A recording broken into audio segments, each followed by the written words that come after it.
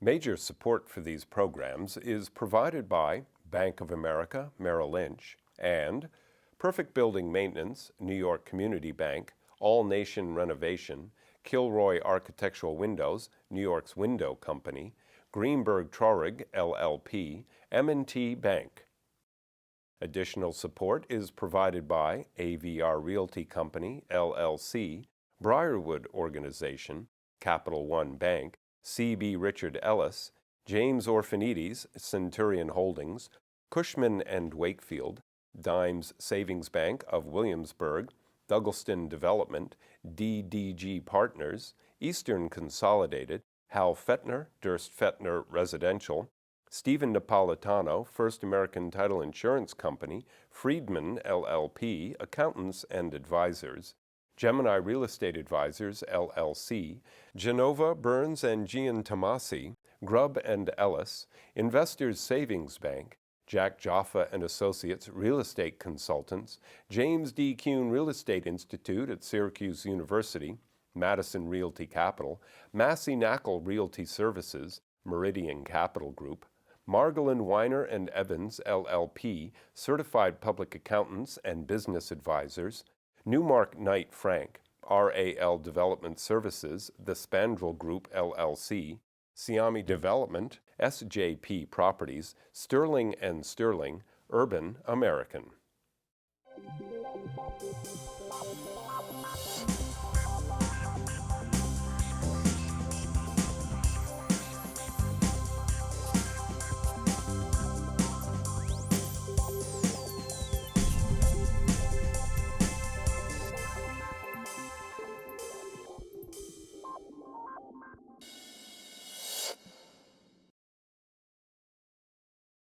So here we are at the beginning of 2011, and it looks to me, my crystal apple is not in my hand, so I have to use a make-believe apple. It looks to me that the hospitality market, 1 year after I did a show talking about how bad the hospitality market, has really improved. But instead of my insight, I've brought together today the gurus, the people who understand the hospitality market in New York and around the country.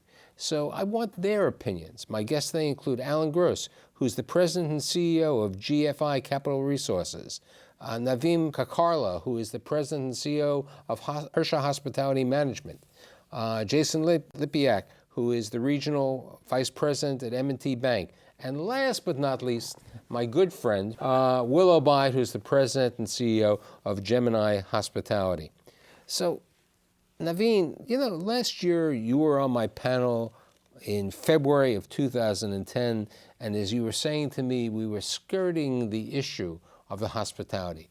What has happened over 12 months, and how do you look at the market today? I'm very optimistic about 2011, and was reflecting back on how we looked at the world a year ago. And if you look back at January 1 year ago, we were in a very skittish time, and the markets were unproven. It was very unclear how international demand was going to impact New York City. There was a lot of talk of not being able to push rate because occupancies would be impacted by supply, and just the opposite has proven true. In fact, what we learned in 2010 is that New York versus other markets has been more resilient in its ability to reposition rates quickly. And as the corporate transient customers have come back into the hotels, what we've seen is sustained occupancy levels and, at least from a historical perspective, a real focused effort across the hotel industry to push rate and to start getting back towards peak levels. I mean, 48 million visitors helped New York City. It was a record number last year, and it looks like it's going to continue. Alan, you, about a year ago, I'm not sure when we sat down, when you said to me I was like Dr. Doom and Gloom on the hospitality market, which I've never been, but you, when we met, you were opening up at that time, or it was in the initial stages of opening something called the Ace. Now, how has the Ace weathered the storm? Well, surprisingly, for a boutique hotel, we married basically the food and beverage together with the hotel, the style of the hotel, the coolness of the hotel, and created a buzz that attracted a lot of young people. And all our retail. So they don't allow you to come No, stay at a room? no, I'm not allowed to stay there. But it's been, it's been unbelievable considering what was going on in the market at that time and the reception that we got from the market. I think the rates versus occupancy has always been the struggle in the hotel business. But what we're seeing in New York is that the rate part suffered more than the occupancy part suffered. And what we're seeing now is a resiliency of the city, and you're seeing the rates starting to climb up. But you bring out something interesting, because Naveen has 11 hotels in Manhattan, in the market over here, Manhattan and Brooklyn, I'm saying. But he doesn't live literally, his is, people go to the hotel, they don't really eat at the hotel rooms, they're not really there for that. I would say that the amenities of having, the restaurants, which are great restaurants, and Stubtown Coffee and John Doro and all that, have helped. But I'd say the people who stay at the Ace really stay at the Ace for the rooms. Not everybody is really staying at the Ace and eating. I think there are people going to the hotel for the dining separate than the hotel than remaining at the rooms. Well, I think a lot of our guests do eat at our hotels. A lot of our restaurants have become like on the tourist list. As you know, the Breslin is now a Michelin restaurant. April Bloomfield and Ken Friedman speak for themselves. So there is a tourist attraction, but it's developed the following. The restaurant, from the breakfast to the lunch to the dinner, is constantly full. And the fact that we don't take reservations just piles everybody in the lobby. And the fact that you have so many people in the lobby just keeps on attracting other people. So it's like a circular type of business where people are coming there. Which is also going to help you, because a block away, you're opening up your other hotel called the Nomad. Correct. Now, somebody would think Nomad, these are people, far, far away nomads, but it's north of Madison, right? That's correct. So that's going to open up. So you, Mr. Obaid, the other hotel guy, yeah. You have the Gem hotels, and then you have some other hotels. You have 7 hotels in this local market. How do you see the market today? Very optimistic. 2010 was a year of recovery. We saw, I think, the market as a whole up about 10 or 11%. We think in 2011 that's going to continue, maybe up as high as another 10 or 12%. New York remains the best place in the world to invest in hospitality assets. Part of the reason for that is we get to reprice our room rate 5 times a day. So, but here's the situation. When the hotel market went into the tank, New York was the first market to go into the tank. Right. And then New York has become the first market to recover. But now we have a situation, we have the banker, the man who has the money. How do you look at the market? Because all these people over here are beholden to you. If you don't give them the money, he can't build a new hotel, he can't build a hotel, he can't be managing these hotels, he can't be constructing. How do you look at it, oh great banker? Yeah, well, I would concur with what my colleagues have said, that the market has recovered, I would say, dramatically, because a year ago at this time, I think the first quarter of 2010 was very soft still, and then all of a sudden it was like a light switch went off and things started to really improve throughout the year. So on the portfolio that we have, I think we saw anywhere from a 13 to 20% improvement in RevPAR, depending on the asset and the location of it within the market. But we're optimistic about where we think the fundamentals are going as well. Obviously, I'm not as close to the fundamentals as the guys who are on the ground running the properties, but just on what we're seeing from anecdotally from our clients and what they're telling us is that, yes, this is definitely a sustained period of recovery, and that there's not necessarily a fear of a retrenchment, at least in the near future, unless there's another, unknown event that occurs. So here I'm sitting here with 3 hotel people who all have hotels under construction. You have the Nomad, you have the Gem, Union Square, Greenwich Village. You have a couple, you have the Hyatt 48, you have the Union Square, and another. How do you see the opening of those new hotels? Because that's new inventory in Manhattan. Will it be absorbed? How do you look at the market? I don't think there's ever been a better time to be building a new hotel than right now. If you look back at history, it's essentially the same type of dynamics that existed from 2000 through 2003 or so, when we were already in a recession. We had the events of 9/11. We were supply constrained as it was, and then you had a lot of existing product being taken off the market because of the condo conversions. Condo conversions and so forth. So, and there really wasn't that much construction financing available in that period. And now we're looking at almost a parallel situation with very little construction financing available. It takes a lot more equity to get a project off the ground. Roughly speaking, it's about 50% loan to cost. That's a lot more equity than investors and managers of hotels are used to putting into the projects. But I think the reason why we're all going forward with new projects is because New York does remain the best hospitality market in the country and perhaps the world. RevPAR is about 30% higher than the next attractive market in the States, which is Miami, then maybe followed by DC and San Francisco. Now, here's an interesting situation. I remember walking 35th Street a couple of years ago between 5th and 6th Avenue, and there were basically two hotels built next to each other. There were a total of 3 or 4 new hotels. So you would walk down between 28th Street to 39th Street, and every form of parking garage was being built into a hotel. Yesterday, I was on 29th Street, and I went to visit my web designer, and he's just moved into an office building. And next to him was a Holiday Inn Express across the street.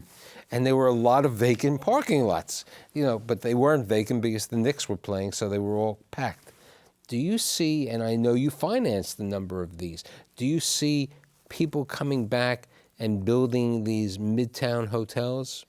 Or are they coming to you today and asking you to lend on that? Will you do more construction in that? I mean, sounds like we should go into the parking lot business. There's no question. What I'll say is that we are definitely seeing the reviving of the construction loan requests. Last year it was essentially dead because I think everybody knew there was no reason to really ask for it because it wasn't, you couldn't underwrite.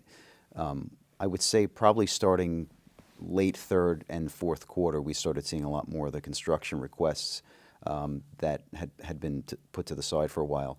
It's still tough to get your arms around it. I think I would say that until we see a sustained reduction in unemployment, I don't think as a banker I'm comfortable that we're out of the woods, and we want to make sure that this continues on, this growth that we're seeing. I think 3 to 4% this year, which arguably is still not high enough to really get the unemployment rate down.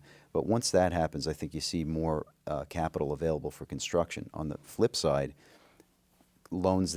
properties that are through construction and have a year's worth of operating history are much more palatable to look at because you know now that it worked and it operated. So that's where the financing is really happening at this point. To the point of hotels that are already under construction, we're finding that it's just a fantastic time to be planning for an opening because New York, as you know, is so sub-market driven. And within some of these sub-markets, we talked about Union Square, we talked about 48th and Lexington and Midtown. These are the newest hotels that are going to open in sub-markets that have so much unmet demand. And so when you start to look at New York City as a series of individual sub-markets, I think these hotels that are going to open are going to be very dynamic. The other interesting phenomenon that we've seen is that the pace of potential development deals that private equity and individual investors are looking at has really come back. We're seeing the same volume of deals that we saw a few years ago. They're much harder to make work from a loan-to-cost perspective, as Will mentioned, and also the zoning code changes have to be taken into account. So there was a time where you were referencing these mid-block sites that were parking lots where your stair widths and your corridors and the size of the elevators, it was much easier to make a hotel project work in terms of the efficiency of the building. And so some of that has changed. And so with the new administration, I think what you're finding is that you're gonna see half the deals that would have worked 3, 4, 5 years ago not make it. You know, Alan was talking about when he opened the Ace, it was an edgy neighborhood and it wasn't there. So now you have the Ace and the Nomad over there. So it's really a new neighborhood. So let's leave Manhattan and let's go to other sections of the city. Now you live in Brooklyn, you have a hotel in Brooklyn. Could you see more hotels being built, new hotels? Because I think there are about 9 on different planning stages in Brooklyn today. Can I see, or would I do one? I'd ask you, probably, would you do or would you see? I can see any hotel that if the lender would be willing to lend, but would I do? Our good friend over here wouldn't make those Well, decisions unless he thought that they were going to make profit. I for one, don't see the need or the demand. It's basically residential neighborhoods. There isn't much demand. There isn't much industry or Now, there was something office. called the meat market. And the meat district, they just sold that building for a mere $1.9 billion. They built the Gansevoort, and I remember I had on the show Richard Bourne, and I said to the lender, why'd you lend? He said, because Bourne could take over the property. So the meat market has changed. Williamsburg is very hype. Is really chic today. People want to be in Williamsburg. We know that there's one hotel that's going to be built. It's going to be about a 73-room hotel. It's small. Can neighborhoods who have that buzz, as you said before, can they do okay? Well, I'm building in Williamsburg. We're building a condo right by the train on Bedford and North 7th and North 8th Street. So Probably one of the best locations in Williamsburg, because anything next to the train is fantastic. So a condo is great. People want to live there. You get on the train. You're in Midtown in 6 minutes. That makes sense. A small hotel, perhaps. You do have some studios, Steiner Studios located downtown Brooklyn. You have certain industries, certain needs. It's there. It's a train right away. But again, it's still tied to Manhattan. Yeah. It's still tied to Manhattan. Meat packing is still Manhattan.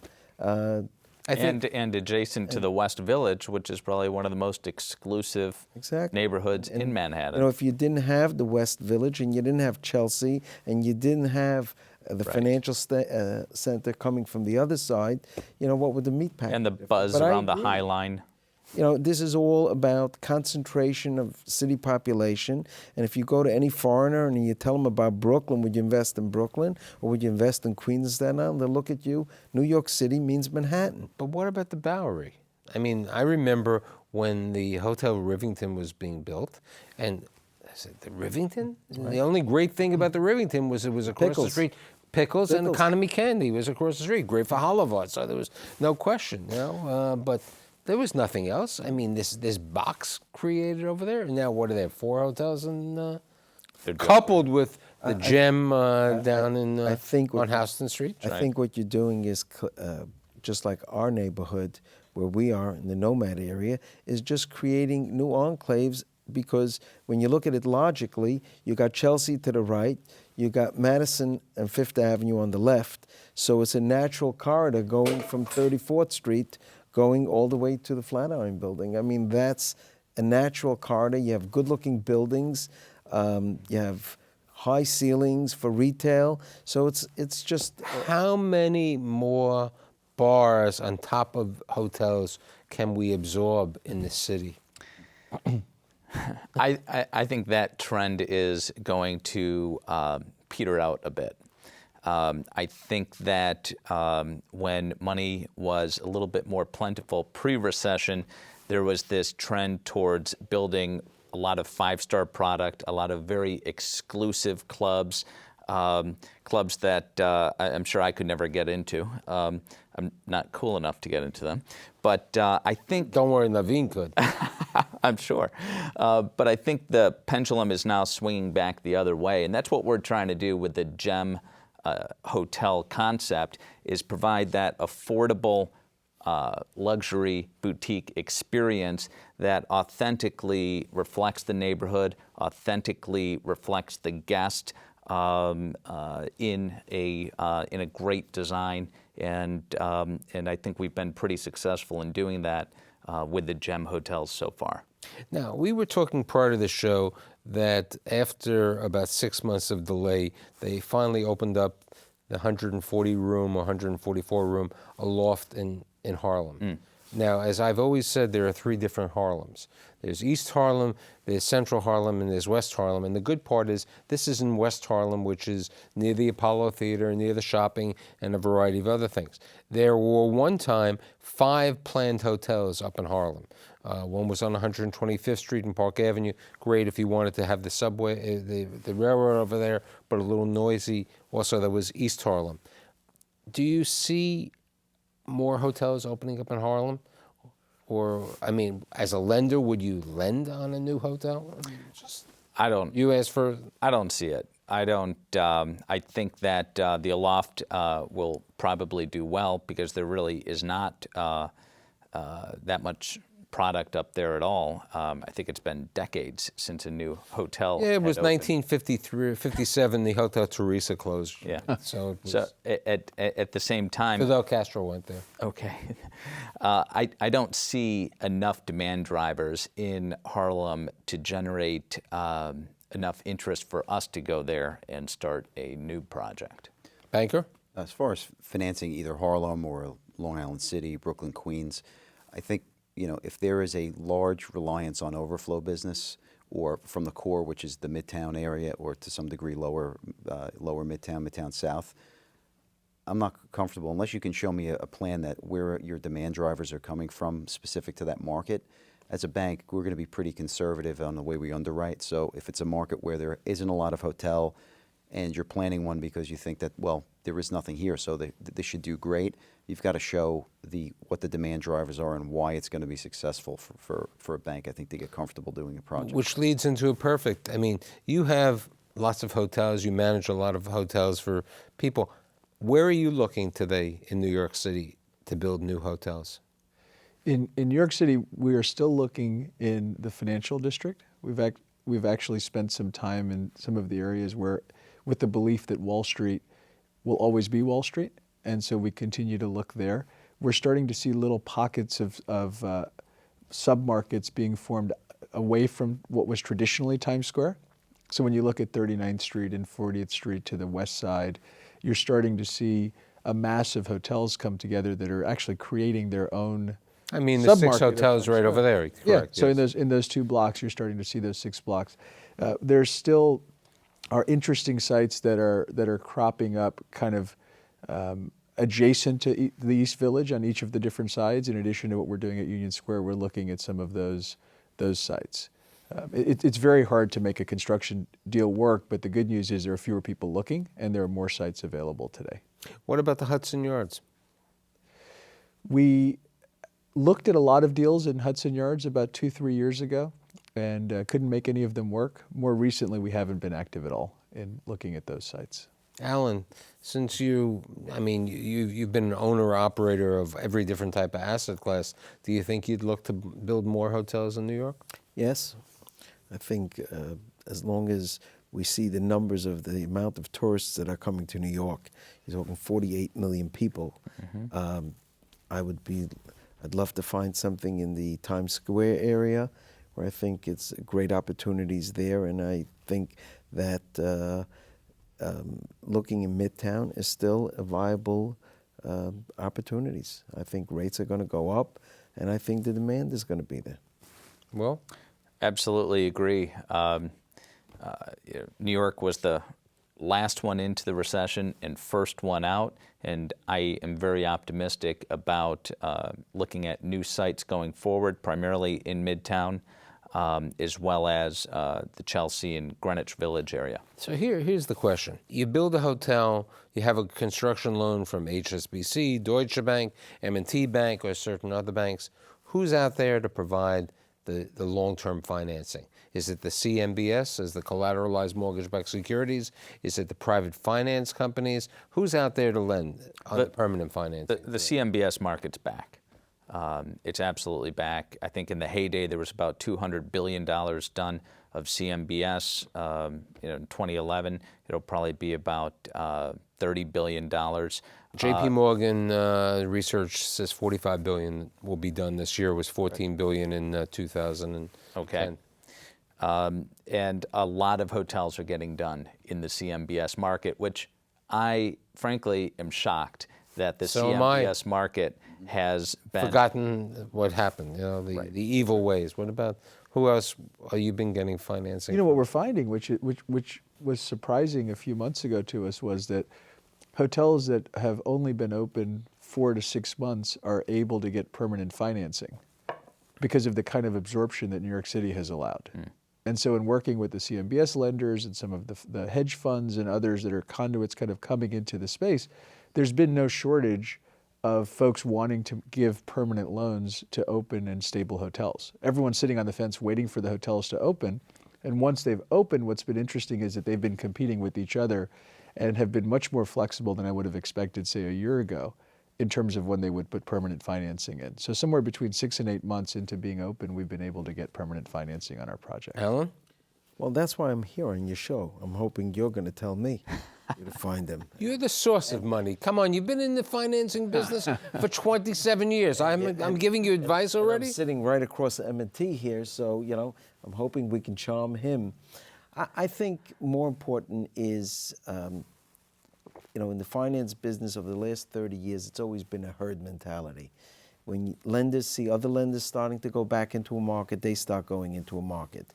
And there is a psychological aspect to it. But what's going to happen is the guys who understand the lending market are going to continue to make good loans. Correct. And I'd like to thank my 4 specialists today for providing their insight on the hotel.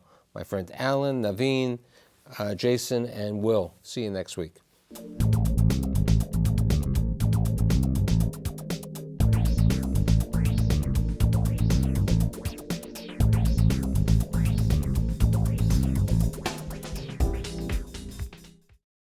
Major support for these programs is provided by Bank of America, Merrill Lynch, and Perfect Building Maintenance, New York Community Bank, All Nation Renovation, Kilroy Architectural Windows, New York's Window Company, Greenberg Traurig, LLP, M&T Bank. Additional support is provided by AVR Realty Company, LLC, Briarwood Organization, Capital One Bank, C.B. Richard Ellis, James Orphanides, Centurion Holdings, Cushman & Wakefield, Dimes Savings Bank of Williamsburg, Douglaston Development, DDG Partners, Eastern Consolidated, Hal Fettner, Durst Fettner Residential, Stephen Napolitano, First American Title Insurance Company, Friedman, LLP, Accountants and Advisors, Gemini Real Estate Advisors, LLC, Genova, Burns and Giantomasi, Grubb and Ellis, Investors Savings Bank, Jack Jaffa and Associates Real Estate Consultants, James D. Kuhn Real Estate Institute at Syracuse University, Madison Realty Capital, Massey Knackle Realty Services, Meridian Capital Group, Margolin Weiner and Evans, LLP, Certified Public Accountants and Business Advisors, Newmark Knight Frank, RAL Development Services, The Spandrel Group, LLC, Siami Development, SJP Properties, Sterling & Sterling, Urban American.